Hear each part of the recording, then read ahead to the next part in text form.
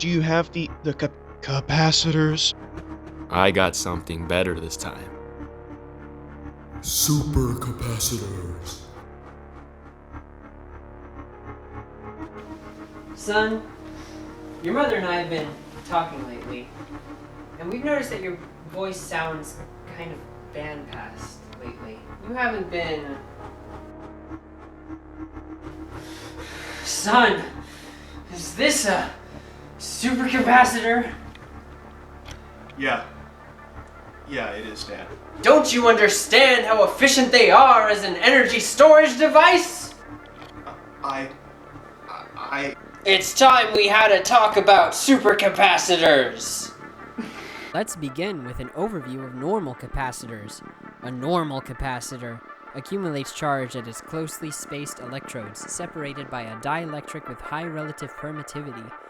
This dielectric separates the charges, and they produce a strong internal electric field. Supercapacitors, sometimes called ultracapacitors, have a related design. One type of supercapacitor, an electrostatic dual-layer capacitor, has an electrolyte between dielectric-coated plates with an ion-permeable membrane in the center. As the supercapacitor is charged, ions begin to accumulate on either side, forming a Helmholtz layer. My friends told me there'd be a layer, but they didn't tell me it would be a Helmholtz layer. The highest electric field happens in these Helmholtz layers. Now you know. It's serious. But that's not the only variety of supercapacitor. There are many kinds, and they are known by many different names on the street. There are also pseudocapacitors, or as your friends might have called them, pseudos.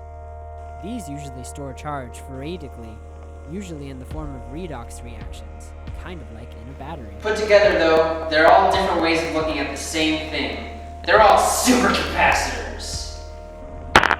But Dad, who would ever want to use that much capacitance? A lot of people try supercapacitors when their design requirements demand something with high energy density and high power density. When just batteries or capacitors won't cut it, people turn to something stronger. It's a downward spiral into innovation.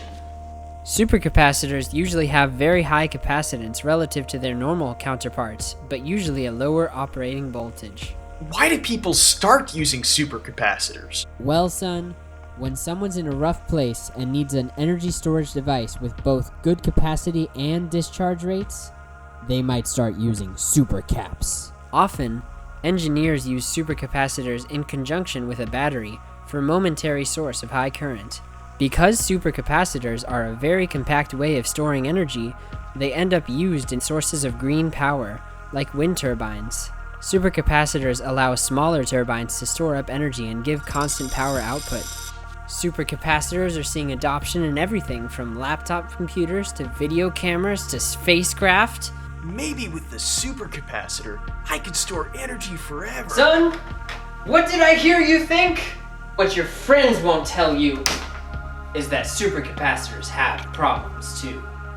Supercapacitors have a much greater tendency to self-discharge than batteries. Fortunately, only a few designs revolve around the use of supercapacitors. But yet, as I speak, there are underground labs working to make supercapacitors great again. You don't mean... Yes. Dad, you're starting to scare me. Are you telling me that I should use one of these unholy miracles? Ha! I'm telling you to stay away from them, son. But one day, you may not have a choice. With this much trend-setting research on the streets, it's hard for people not to get brushed up on innovation. When I was in school, we didn't have capacitors this potent. Just remember that electrical engineering can change your life. Thank you, Dad. Thank you for warning me. Just promise me, son, that you'll be careful where you store your energy. Tell your kids about supercapacitors before somebody else does.